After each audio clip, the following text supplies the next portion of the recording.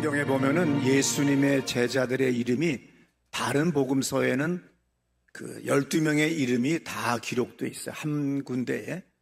그런데 요한복음에만 예수님의 12제자의 이름이 다 한 번에 기록되어 있지가 않고, 그 중에 안드레만 가장 먼저 그가 한 일에 대하여 기록한 것을 우리가 볼 수가 있어요. 이 12명의 제자들 중에서 단임 목회를 하다 보면 어떤 제자가 가장 마음에 들까 했을 때 단임 목사의 마음은 당연히 안드레지요. 안드레, 이 사람은 불평불만이 없어요. 전도도 잘해옵니다. 그리고 순종도 잘합니다. 그러면서 믿음도 있어요. 그래서 오늘 요한복음은 마태복음이나 마가복음, 누가복음에서는 집단적으로 예수의 12제자의 이름이 순서는 조금씩 바뀌면서 기록되어 있지만, 오늘 요한복음에서는 안드레가 등장을 해요. 특별히 오늘 요한복음 6장은 오병이어의 기적 이야기로 시작을 합니다. 예수님에게 나타나는 병고침의 능력, 예수님에게만 오면 고대 사회에서 치질, 피부병, 귀신 들림, 이건 얼마나 많은지 몰라요. 특별히 귀신 들림이라고 하는 건 옛날 사람들이 말합니다. 얼마나 가난하게 살았는지 쌀 6톨만, 7톨만 먹여도 귀신 들린 게 고쳐진대요. 그만큼 허해요. 너무 가난해요. 너무 가난하기 때문에 사람이 못 먹으면 헛개비가 보여요. 그리고 나중엔 귀신 들린 짓을 하게 되고, 정말 그때 귀신이 역사에서 미쳐버릴 때가 많이 있습니다. 그래서 한의학에서는 쌀 6톨만, 굳이 현미밥 먹을 필요가 없어요. 왜냐하면 소화 안 됩니다. 중금속이 더 많아요. 그래서 도정 잘한 쌀밥, 쌀죽 잘 먹고 초록색 잎 잘 먹으면 사람은 건강하게 살 수가 있습니다. 어떻든 간에 고대 사회나 또 50년 전, 60년 전 우리나라에서도, 또 제가 40년 전에, 또 45년 전에 귀신 들린 사람이 그렇게 망우리에 많았어요. 그래서 그런 사람들을 많이 고친 적이 있었는데 2000년 전이면 얼마나 많았겠어요. 그랬더니 이 소문이 전국에, 우리나라로 얘기하면 팔도 전국에 퍼져요. 그러니까 수많은 사람들이 밤낮 없이 예수님에게 달려옵니다. 이 소식 때문에 어느 날 예수님이 강가에 가셨다, 산에 가셨다, 바닷가에 가셨다 그러면 사람들이 예수님 가신 곳마다 몰려와요. 오늘 여기에는 요한복음 6장에서는 산에서 예수님이 말씀을 전한다고 소문이 나 있으니까 사람들이 왔는데 남자만 5,000명이 왔다고 그랬습니다. 그의 배우자 아니면 자식들 따라온 거는 다 빼버리고 남자 5,000명이에요. 얼마나 주님의 능력이 많으시면 이 5,000명이 있는 들판에서, 광야에서, 사막에서 이야기를 할 때, 마이크 없이 이야기할 때 공기까지 사로잡아서 주님이 말씀을 하셨기에 모든 사람들이 명백하게 주님의 말씀을 들을 수가 있습니다. 어떻든 간에 예수님은 제자들을 시험하고자 요한복음 6장에서 보니까 내가 어디서 떡을 사서, 우리가 어디서 떡을 사서 이 사람들을 다 먹일 수가 있을까? 저녁 때가 됐는데 내가 계속 할 말은 더 많이 있는데 이 사람들을 어떻게 먹일 수가 있을까? 이렇게 성경에 보면 시험하고자, 그랬더니 빌립이라는 사람이 냅다 대답합니다. 여러분, 부정적인 대답하고 그 다음에 믿음이 없는 대답하고 화가 난 대답은 좀 참았다가 얘기하시는 게 지혜로워요. 어떤 사람은 꼬박꼬박 말대답을 다 하다 보면 나중에 꼭 낭패를 당합니다. 그래서 되도록이면 가만히 계세요. 너무 가만히 있다가 또 이중적인 성격이니 또 여러 가지 나쁘게 평가도 받을 수가 있으니까 분명히 좋다고 얘기는 해줘야 되지만, 그러나 좀 천천히 얘기해야 되는데 방정스럽게 빌립이 대답을 빨리 해버렸어요. 주님, 200데나리온이 있어도 조금씩밖에 못 먹입니다. 그랬더니 또 어떤 제자가 다른 성경에 보면 뭐라고 하느냐면, 있어도요 슈퍼마켓이 없어서 살 데가 없습니다. 아주 잘난 척들은 다 하고 있어요. 이때 안드레가 어느새 이 주님이 하신 말씀을 듣고 군중 속으로 뛰어들어가서 사람들에게 아마 부탁을 하고 호소를 하는 것 같아요. 근데 어떤 아이가 마침 다른 성경에 보고 전승에 보게 되면, 유대 전승에 보면 아부드라고 하는 소년이 있는데, 이 아부드라고 하는 소년이 보리떡 5개와 생선, 보잘것도 없는 생선입니다. 우리가 이스라엘의 성지순례 가면 베드로 물고기 오늘 점심에 있습니다. 가이드가 그렇게 얘기를 해요. 그러면 또 이야, 베드로의 물고기를 드디어 먹는구나. 그거요, 대가리만 크고 뼈다구만 강하고요, 살은 없어요. 그래서 전부 다 먹고 난 다음에 한마디씩은 다 원망 불평들을 합니다. 배고프다고. 그러니까는 얘가 뭐 먹는 게 그런 거 가져왔지 뭐 대단한 조기나 갈치를 가져온 건 아니에요. 요한복음 6장 9절에 여기 한 아이가 있어 보리떡 5개와 물고기 2마리를 가졌습니다. 그러나 그것이 이 많은 사람에게 얼마나 되겠어요? 그러나 제가 최선을 다해서 지금 가져왔습니다. 이게 중요한 거죠. 예수님은 오병이어의 도시락을 받으시고 축복 기도를 하셨어요. 축도지요. 보리떡은 밀떡보다 나빠요. 밀떡이 뭐예요? 밀가루로 빵 만들었어요. 찐빵, 카스테라, 식빵. 밀가루로 만든 빵은 좋은 거예요. 우리나라 이야기로 얘기했기 때문에 보리떡, 밀떡이지 영어 성경으로 얘기하면 빵이나 마찬가지예요. 그래서 보리로 빵 만든 거 한국적 사고로 해석을 했기 때문에 떡이지 사실은 빵이에요. 그러니까 밀가루로 카스테라를 만들었다, 밀가루로 식빵을 만들었다, 밀가루로 빵을 만들었다. 이거 정말 맛있는 거예요. 근데 너무 가난하기 때문에 보리떡이에요.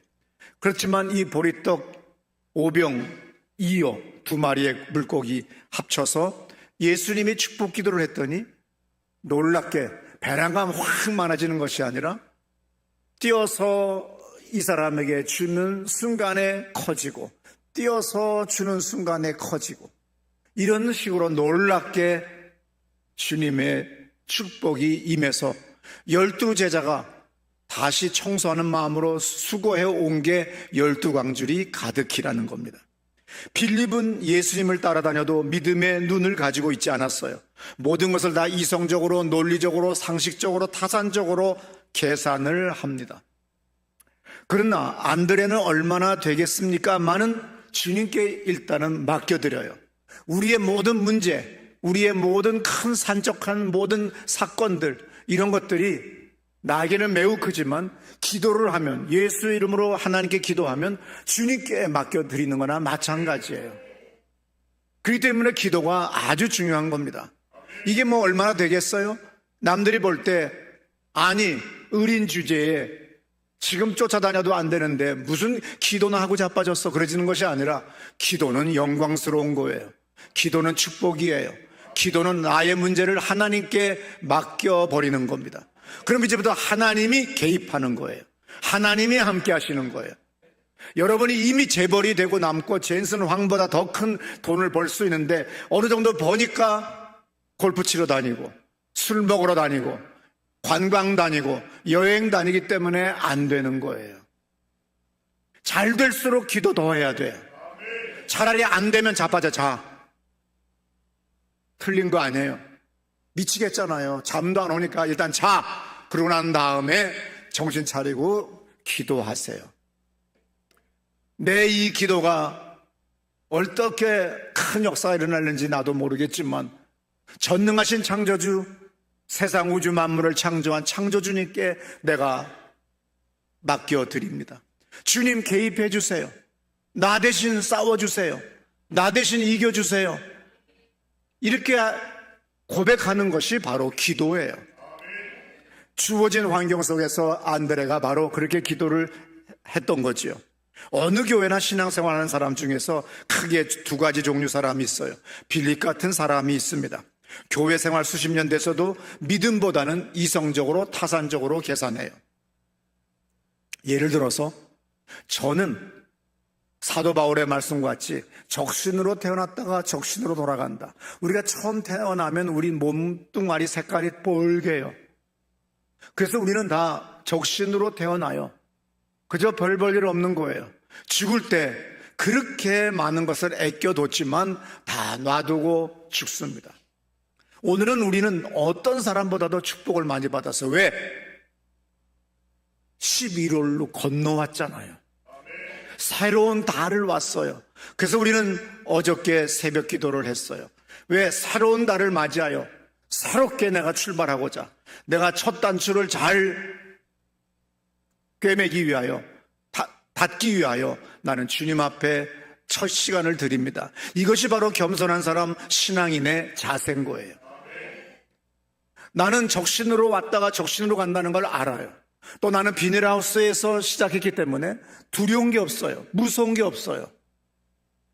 여러분, 맨주먹으로 출발해서 내 땅도 아니고 그것도 도지세 내는 곳에서 출발했기 때문에 두려움이 없어요.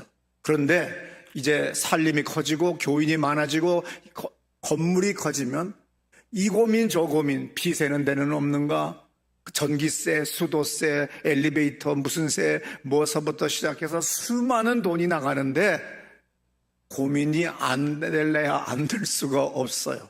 그런데 아무것도 없으면 비닐하우스에 들어갔을 때는 고민이 없어요.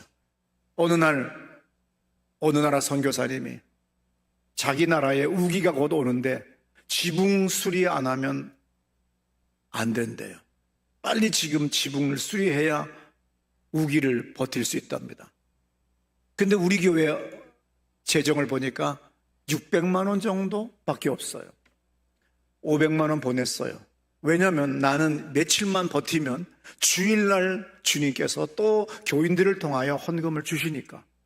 교회의 사명이 뭐예요? 선교사를 보내거나 선교사를 후원하는 곳이고, 그 다음에 뭐예요? 선교사를 양성하고, 또 우리가 선교사로 가든지, 이런 선교가 가장 중요한 거기 때문에 선교사의 집이, 선교사의 교회가 우기 때문에 당장에 돈이 필요하다고 하다면 나는 버티면 돼요.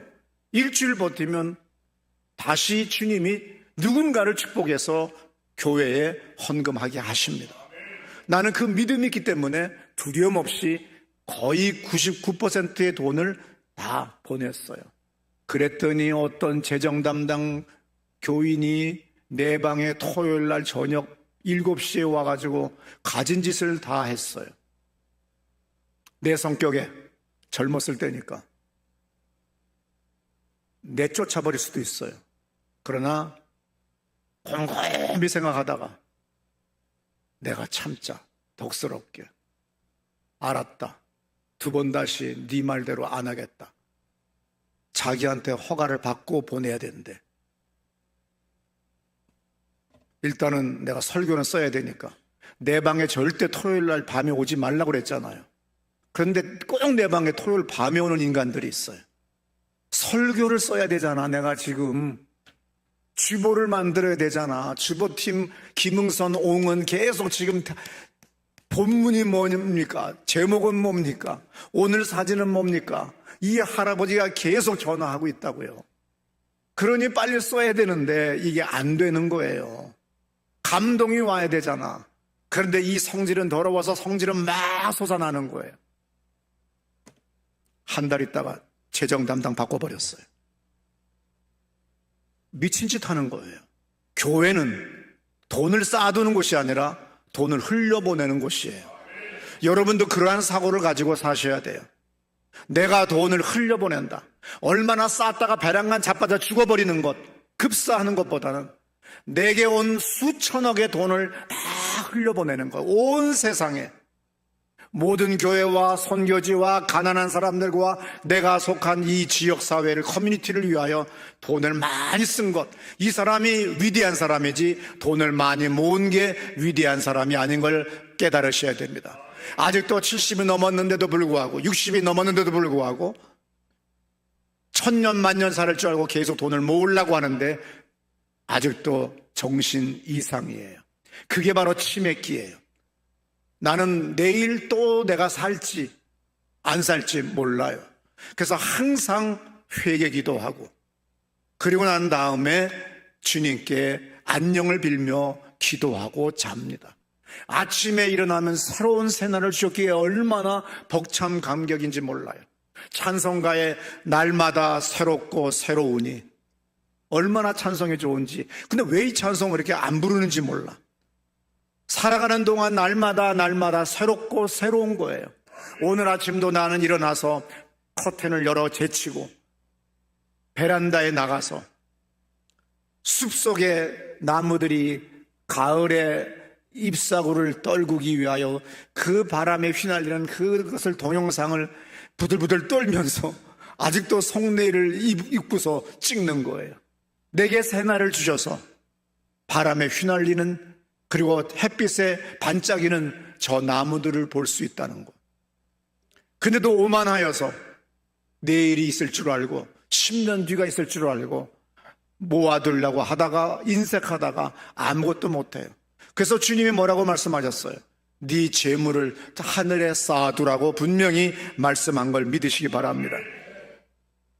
어느 교회나 신앙생활하는 사람 중에 두 가지 있다고 그랬죠 아까? 첫 번째는 빌립 같은 사람입니다.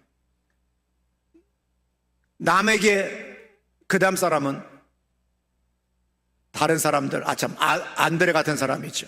근데 빌립 같은 사람이 있어요. 근데 이 사람은 뭐예요? 안 준 만큼 내 거다.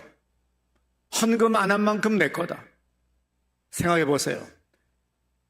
하나님의 은혜를 주셔서 내가 이 돈을 벌었는데, 이 돈을 벌었기에 내가 10%를 주님의 교회에 드림으로 말미암아 교회를 통하여 주님의 뜻을 이루고, 또한 하나님의 백성들을, 이웃을 위하여, 나라를 위하여 많이 쓸 수 있는 것, 얼마나 귀한 거예요.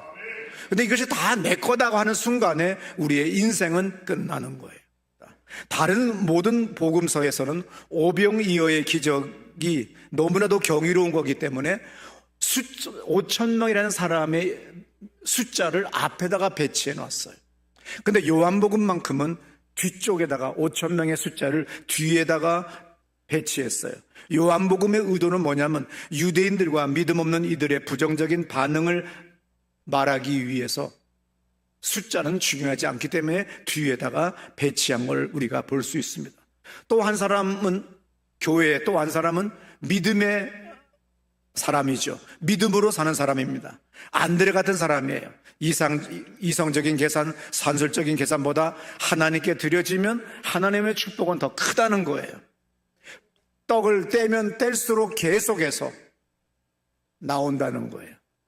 메리텔이라고 하는 인도네시아 선교사가 저 정글 속에서 선교를 하는데 마침 사람들이 많이, 선교사들이 배고프다고 왔어요. 근데 찻잔에 딱 요 차 한 잔밖에 없어요. 이야, 이 많은 열 몇 명의 사람을 어떻게 차를 다 대접할 수 있나. 그렇지만 우리 마셔봅시다.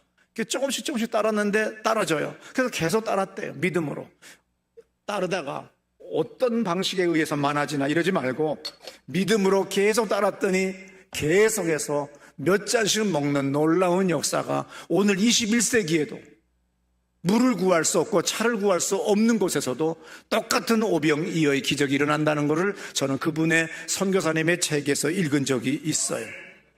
저는 기도할 때마다 하나님 아버지, 빌립 같은 집사 말고 안드레 같은 집사 많이 보내주시옵소서. 우리 교회 교인들 안드레와 같은 믿음 주시옵소서. 여러분들 이렇게 기도만 하지 말고 여러분이 안드레와 같이 아무것도 이 눈에 보이는 것 없고 이 귀에 돌리는 것 없고 이 손에 잡히는 것 없어도 믿음으로 가세요.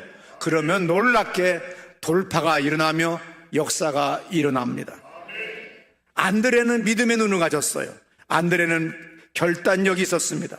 요한복음 1장 38절에서 예수님이 와 봐라 이렇게 얘기하셨을 때 즉시 예수의 말씀에 응답한 걸 볼 수가 있어요. 마태복음 4장 18절 말씀 들어보세요. 갈릴리 해변에 다니시다가 두 형제 곧 베드로라 하는 시몬과 그의 형제 안드레가 바다에 금을 던지는 것을 보시니 그들은 어부라. 처음으로 예수님을 만났습니다. 근데 첫눈에 이분이 바로 우리 유대인들이 지난 수천 년간 기다렸던 그분이라는 걸 영적으로 알았어요. 그래서 그 자리에서 그물을 버리고 예수님을 쫓는 그 결단력이 대단한 사람입니다. 두 번째 안드레가 한 행동은 뭐냐면 집에 가서 형제 베드로를 전도해요. 요한복음 1장 41절이죠. 그가 먼저 자기의 형제 시몬을 찾아 말하되 우리가 메시아를 만났다 하고, 메시아는 번역하면 그리스도라. 예, 즉각 자기 형한테 가서 나 메시아 만났어. 우리 메시아한테 가자. 내가 만난 그 사람이 바로 메시아였어. 구세주, 우리가 구약 성경에서 그렇게도 기다렸던, 우리의 믿음의 선진들이 그렇게 기다렸던 바로 그분이 오셨어. 그래서 자기 형을 전도해요. 그럼 형과 안드레와의 관계는 뭐예요? 형제 관계예요. 여러분이 이웃집과의 관계, 직장에서의 관계, 수많은 관계 속에 우리는 살아가요. 가장 효율적인 전도법은 뭐냐? 노방 전도도 좋아요. 아니면 집집마다 방문해서 전도하는 것도 좋아요. 뭐 많은 것도 좋지만 진짜 전도, 방송으로 전도하는 것도 좋아요. 근데 사실은 그거 다 믿는 사람만 듣는 거지, 안 믿는 사람이 방송 듣는 미친 짓은 안 해요. 가장 이상적인 전도는 뭐냐? 지난 2000년 동안 수많은 선교사들과 수많은 목회자들이 연구 결과입니다. 관계 전도예요. 관계 전도가 가장 중요하다. 시작. 네, 이웃과의 관계. 그래서 아파트 앞집, 아파트 윗집, 아랫집, 직장에서 바로 내 앞 테이블, 뒷 테이블, 옆 테이블 모든 사람들, 내 만나는 사람들 가운데서 항상 그들에게 깨끗한 삶을, 믿음의 삶을 보여주어서 변화를 시키고, 그리고 그분들의 문제를 들은 다음에 끝내지 말고 그 자리에서 기도합시다. 아니면 제가 기도해드려도 될까요? 그래서 기도하는 거예요. 비록 하나님, 내가 부족하지만, 내가 기도했다고 이분이 낫는지 안 낫는지는 모르겠지만 제가 예수님의 이름으로 손을 얹어 기도합니다. 주님의 능력이 저와 함께 했다고 하는 그 말씀과 같이 오늘 나와 함께 해주시기를 원합니다. 그리고 손을 올려서 기도를 해드리세요. 그러면 상상할 수 없는 놀라운 일이 벌어져요. 아무 일도 안 하기 때문에 아무 일도 안 벌어지는 거예요. 그래서 관계 전도라고 하는 것이 그렇게 중요한 겁니다. 그 다음에 우리가 안드레한테 배울 것이 하나가 또 있는데, 안드레의 장점은 뛰어난 포용력이에요. 더불어 함께 살자는 넓은 마음입니다.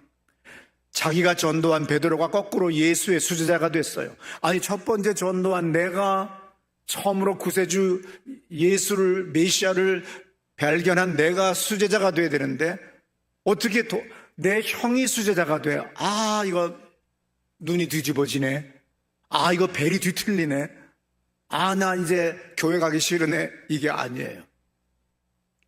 우리는 안드레와 같은 믿음을 배워야 됩니다. 예수님에게 데리고 오기만 하면 돼요. 그러면 하나님이 역사합니다. 오늘 본문에서 다른 제자들은 돈 계산해요. 돈이 있어도 음식을 살 수 없는 광야라고, 마켓이 없다고, 살아갈 무엇이 없다고 환경 탓을 해요. 그런데 안드레는 아부드 소년의 오병 이어, 그 가난한 도시락, 보리로 만든 떡 도시락을 가지고 와서 주어진 가운데 최선을 다하여 주님께 드립니다. 주님께 맡기니까 초자연적인 역사가 일어난 거예요. 오늘 주님께 맡기면 이제 나의 영역을 떠나 하나님의 영역으로 들어간 거예요. 내가 이제 하나님의 영역으로 들어가 사는 것이 되니까 놀라운 역사가 일어나는 거죠. 오늘 하나님이 우리에게 요구하는 것은 큰 것 아니에요. 하나님이 우리에게 요구하는 건 학벌 아니에요. 지혜, 총명, 경력, 경험 아닙니다. 고린도전서 1장 26절에 보시면, 형제들아 너희를 부르심을 보라.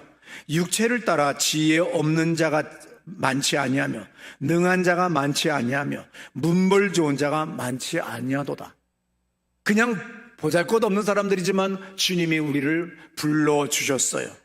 27절, 그러나 하나님께서 세상에 미련한 것들을 택하사 지혜 있는 자들을 부끄럽게 하려 하시고 세상에 약한 것들을 택하사 강한 것들을 부끄럽게 하려 하시며, 28절 다 같이, 하나님께서 세상에 천한 것들과 멸시받는 것들과 없는 것들을 택하사 있는 것을 패하려 하시나니 29절 다 같이 아무 육체도 하나님 앞에서 자랑하지 못하게 하려 하심이라. 예, 우리에게 다른 사람보다 더 큰 지혜, 더 큰 어떤 총명, 학력, 물질 요구하지 않아요. 그냥 있는 모습 그대로 주님 앞에 나와 비록 빈손이지만, 비록 내가 드릴 헌금은 500원, 1000원 밖에 없지만 이것을 드렸을 때 이것은 내가 다 드린 것이고, 그리고 주님께서 역사하시기 때문에 놀라운 증가의 역사가 일어나는 걸 믿으시기 바랍니다. 그러므로 하나님 우리에게, 그리고 안드레가 우리에게 보여주는 것은 최선을 다한 믿음과 순종이라는 걸 믿으시기 바랍니다. 출애굽기 4장 2절에서 하나님은 모세에게 물으셨습니다. 여호와께서 그에게 이르시되 내 손에 있는 것이 무엇이냐? 그가 이르되 지팡이니이다. 예, 광야에서 양치기 하는 모세가 가지고 있는 80이 다 된 이 영감이 가지고 있는 게 뭐예요? 수표야? 현금 책이야? 아무것도 없어요. 그냥 지팡이입니다. 지팡이도 좋은 거 아니에요. 로마 교황이나 미친 목사들이 거창하게 지팡이를 다 만들어요. 사이비 이단들은. 그리고 거기다가 또 금을 갖다가 도금을 해요. 그리고 모자도 거창한 모자를 써요. 그러고 난 다음에 이상한 옷들을 입어요. 다 미친 것들이에요. 모세가 가지고 있는 광야에 그런 나무가 없어요. 떨기나무, 또 아니면 또 뭐 상수리나무, 보잘것없는 나무예요. 그 나무들도 물이 많지 않기 때문에 제대로 자라지가 않아요. 어느 날 터키인가 이스라엘인가 어딘지 내가 잘 기억을 못해요. 추원영 집사와 여러 교인들과 함께 여행을 갔다가 저는 이제 지쳤어요. 우리 해외여행 많이 하다 보면은 그 성당이 이 성당 같고 이 성당이 저 성당 같고 그렇잖아요. 이 박물관이 저 박물관 같고 여기서 본 게 저기서도 있는 것 같고 나중에 지쳐가지고 내가 이제 박물관을 안 들어가. 그래서 박물관 앞에서 그늘에 앉아가지고 이제 물을 마시고 있어요. 그러니까 추원영 집사는 힘이 좋으니까 도로락 들어가더니 한참 있다가 뛰어나와요. 목사님, 나 모세의 지팡이를 발견했어요.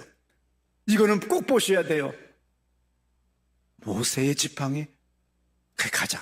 그랬더니 추원영 집사를 따라서 모세의 지팡이를 갔더니 큰 액자에 지팡이가 이 마이크 때 두께야. 그리고 요만한 거야. 양치기 할 때 양들 툭툭툭 치고 하는 거지 거창하게 텅텅 하면서 도사같이 뭐 쫙 날라가라고 장풍 보내는 그런 지팡이가 아니에요. 오늘의 지팡이 다르고 내일의 지팡이 달라요. 왜냐하면 가다가 나무각지 괜찮으면 하나 뚝 꺾었으니까. 그래서 그때 처음으로 모세의 지팡이가 그 박물관에 있는 거 발견했습니다. 별거 없어요. 네가 가진 게 뭐냐? 그랬더니 지팡이입니다. 거창한 거 아니에요. 그랬더니 주님이 던져라. 던졌더니 뱀이 됐어요. 잡아라. 그랬더니 다시 지팡이가 됐어요. 그 다음에 네 손을 너의 옷 속에 집어넣어라. 순종해서 넣었어요. 빼라. 나 환자가 됐어요. 한센병이 됐어요. 온 손이 다 피부병이 돼버렸어요. 다시 집어넣어라. 또 빼라. 깨끗해져요. 오늘 모세는 뭐예요? 순종밖에 한 거 없어요. 이제 가라. 내가 너와 함께 한다. 너의 백성들을 에집트의 황제 파라오에게 가서 얘기해라. 그래서 엄청난 하루아침에 양치던 영감이 이스라엘의 역사에 위대한 사람이 된 걸 알 수가 있습니다. 출애굽기 4장 10절 들어보세요. 모세가 여호와께 아뢰되 오 주여 나는 본래 말을 잘하지 못하는 자니이다. 주께서 주의 종에게 명령하신 후에도 역시 그러하니 나는 입이 뻣뻣하고 혀가 둔한 자니이다. 네, 계속해서 거절했죠. 나는 입이 뻣뻣하고 둔합니다. 4장 13절입니다. 모세가 이르되 오 주여 보낼 만한 자를 보내소서. 예, 보낼 만한 사람을 보내야지요. 내가 말도 못하고 언변도 없는데 난 가진 건 이런 것밖에 없는데 그랬을 때 하나님은 넣어라, 빼라, 던져라, 잡아라. 순종했더니 초자연적인 역사가 거듭 일어났습니다. 오늘 하나님의 말씀은 뭐예요? 평소 쓰던 지팡이, 평소 하던 그거 그대로 가지고 나가라. 그리고 내가 너에게 준 감동 그대로 감동대로 하라. 그러면 역사가 일어난다. 밥 먹고 테레비 앞에 자빠져 앉아있지 마라. 여러분, 쇼파가 여러분의 디스크를 만들고 여러분에게 수많은 질병을 만드는 거예요. 밥만 먹으면 쇼파에 앉는 것이 아니라 벌떡 일어나 산보를 하든지 운동을 하셔야 돼요. 많은 사람들의 착각은 하나님이 올 때에 크게 그때 내가 하겠습니다. 하나님이 나를 높여주시면 그때 일하겠습니다. 합격시켜주시면 그때 일하겠습니다. 능력 주시면 그때 하겠습니다. 힘을 주시면 그때 봉사하겠습니다. 아니에요. 아무것도 없지만 내가 오늘 시키시면 하겠습니다. 별거 없지만 하겠습니다.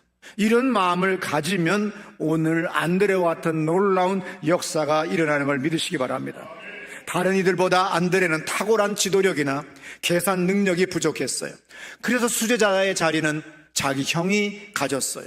계산 능력이 부족해서 회계 재정 담당은 가롯 유다가 담당했어요.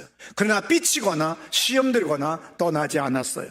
신약 성경에서 가장 큰 기적 중에 하나인 12광줄이 가득히 남는 오병이어의 기적을 일으킨 사람이 된 걸 믿으시기 바랍니다. 오늘 이 아침에 안드레를 본받아서 하나님, 내가 축복의 통로가 되게 해 주옵소서. 내가 기적의 통로가 되게 해 주옵소서. 내가 전도의 통로가 되게 해 주옵소서. 내가 관계 전도의 사람이 되게 해 주옵소서. 다 자리에서 일어나셔서 고백하는 여러분 되시기를 축원합니다. 두 손 들고 기도합시다. 하나님 아버지 앞에 기도합니다.